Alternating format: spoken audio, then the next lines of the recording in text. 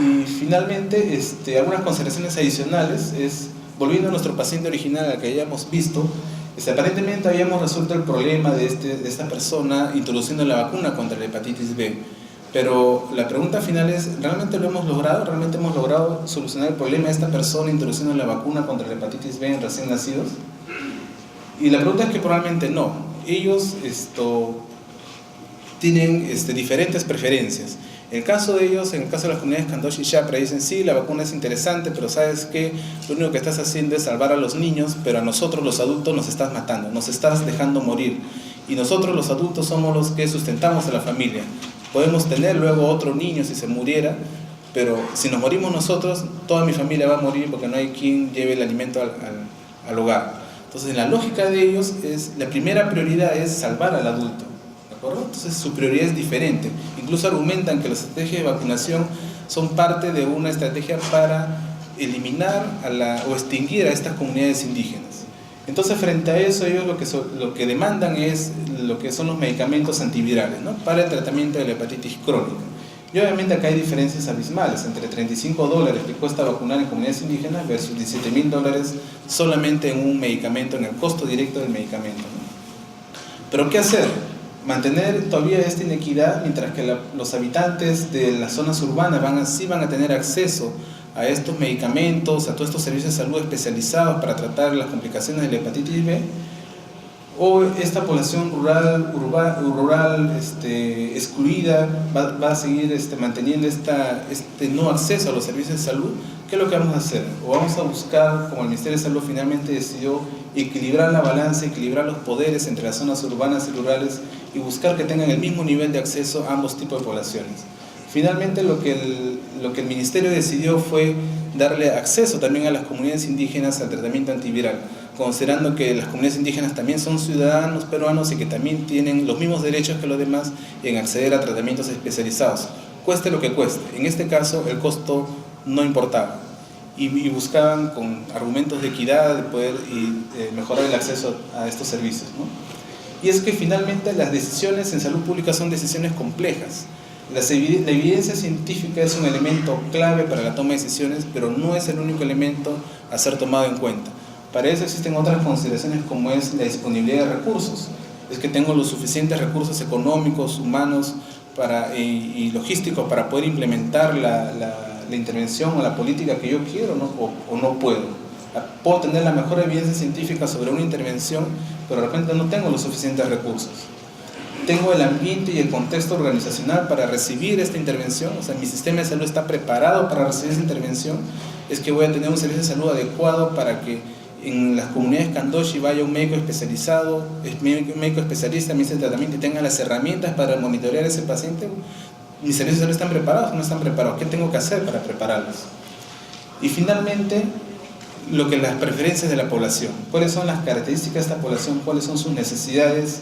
¿Cuáles son sus valores y cuáles son sus preferencias? O sea, ¿qué es lo que la población prefiere? Y el ejemplo de los Kandoshi es claro. Las preferencias de ellos eran diferentes a nuestras preferencias como sistema de salud. Ellos tenían otra cosmovisión que le decía, yo prefiero los medicamentos antes que la vacuna. Entonces, ese es también un elemento a tomar en cuenta al momento de tomar decisiones en salud pública. Entonces, como verán, es un proceso bastante complejo. Finalmente, ya para terminar, solamente mostrarles un poco lo que hemos avanzado desde el INS en este proceso de promover la toma de decisiones informadas en evidencias. En el INS contamos con una unidad de análisis y gestión de evidencias en salud pública, que es parte del INS. Este es un equipo, bueno, esta foto es un poquito antigua, algunos ya se han ido, otros han incorporado más y otros han engordado un poquito más, por ahí. ¿Qué es lo que hacemos? Básicamente buscamos que proporcionar evidencia científica al Ministerio de Salud para esta toma de decisiones. Y para eso tenemos por el momento tres grandes líneas de desarrollo, ¿no? Uno lo que es formular las revisiones de literatura científica, las evaluaciones económicas y la evaluación de las intervenciones en salud pública. ¿En qué consiste esto? La revisión de literatura científica es un poco ya lo que hemos hablado, de buscar la mejor evidencia disponible, y para eso tenemos diferentes instrumentos, diferentes metodologías que aplicar de acuerdo a las necesidades. Una revisión sistemática y exhaustiva a partir de artículos primarios como es esta, realmente demanda bastantes recursos. Una buena revisión puede demandar 3-4 personas a tiempo completo durante 3 a 6 meses dependiendo del tema.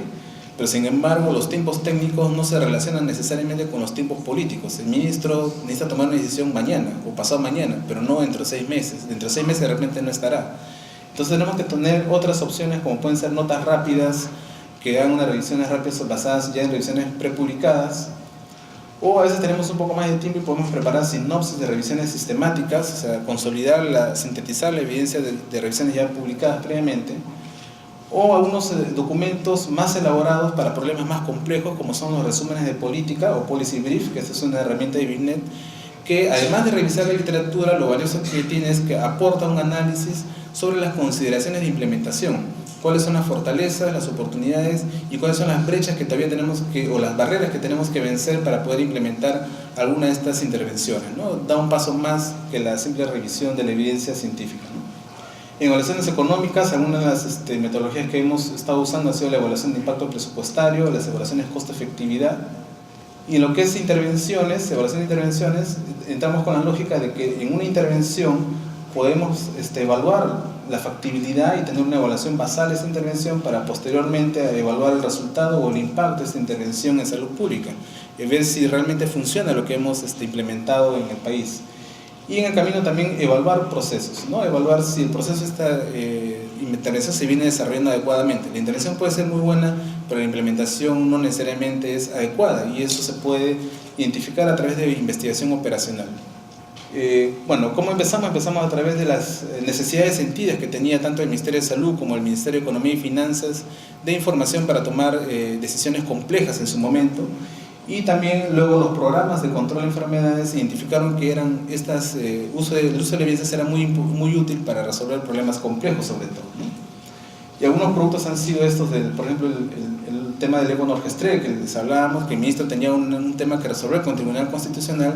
Mediante una revisión de literatura pudimos darle la respuesta técnica que él elevó al tribunal sobre si era abortivo o no era abortivo el efecto del levonorgestrel, ¿no? Otros temas como lo de las comunidades terapéuticas, recordarán ustedes todos los muertos que han habido y era necesario tener una posición como MINSA al respecto sobre estas comunidades. Estos temas de la vacuna contra el neumococo fue uno de los estudios costo-efectividad más complejos, más elaborados que nos ha costado al equipo de técnico, y en el cual evaluábamos, comparábamos entre la vacuna 10 y la vacuna 13 valente, ¿no? Bueno, se decidió introducir la vacuna inactivada contra polio para reducir precisamente los casos de polio asociada a vacuna.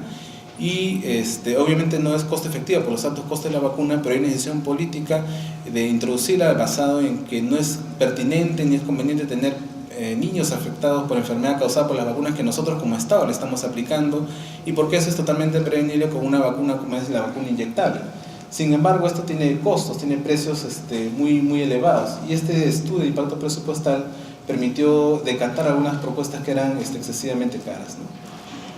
También un ejemplo de un estudio de impacto que hemos realizado ha sido con el tema de las coberturas de vacunación.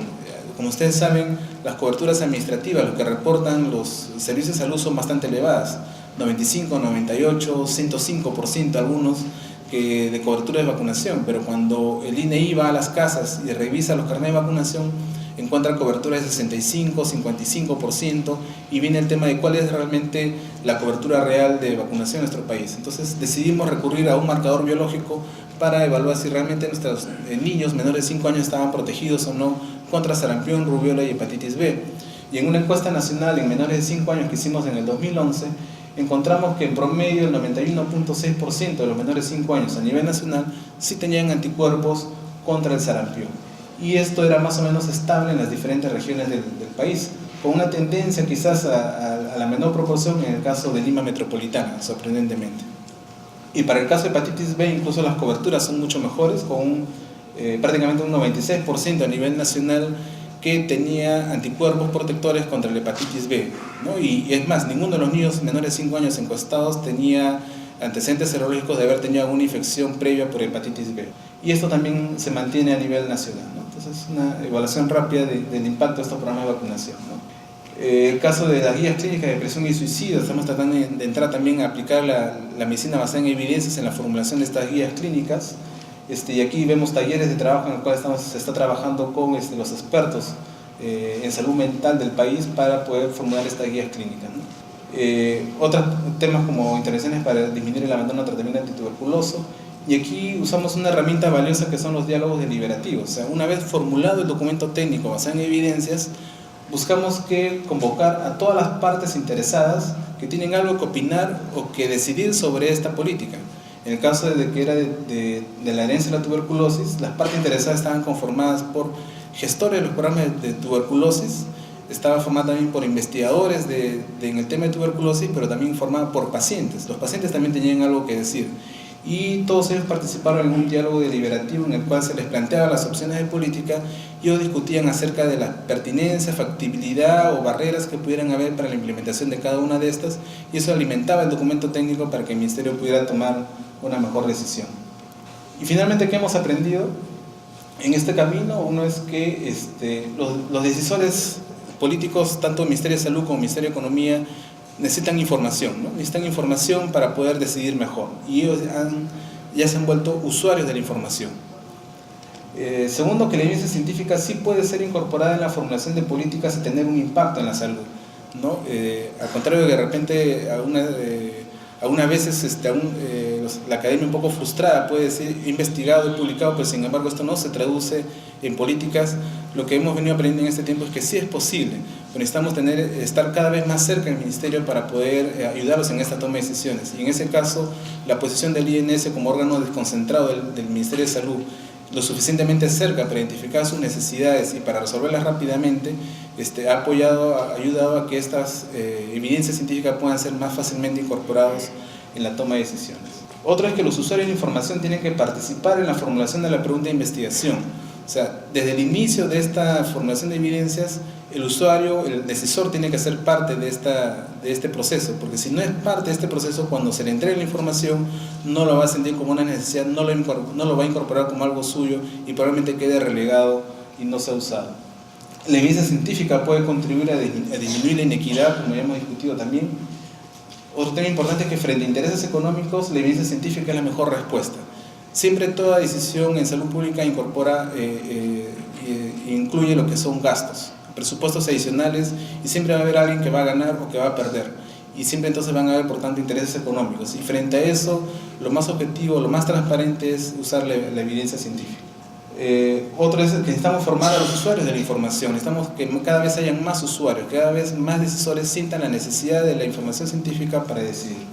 Y el último es que el problema mayor, que es que la contextualización de la evidencia científica es un reto, ¿no? O sea, toda esta información que hay está desarrollada en otros contextos diferentes al nuestro, y es toda una discusión cómo adaptarlos a nuestras realidades, cuáles son las limitaciones que vamos a tener para implementar estas diferentes políticas o intervenciones en nuestros países, ¿no?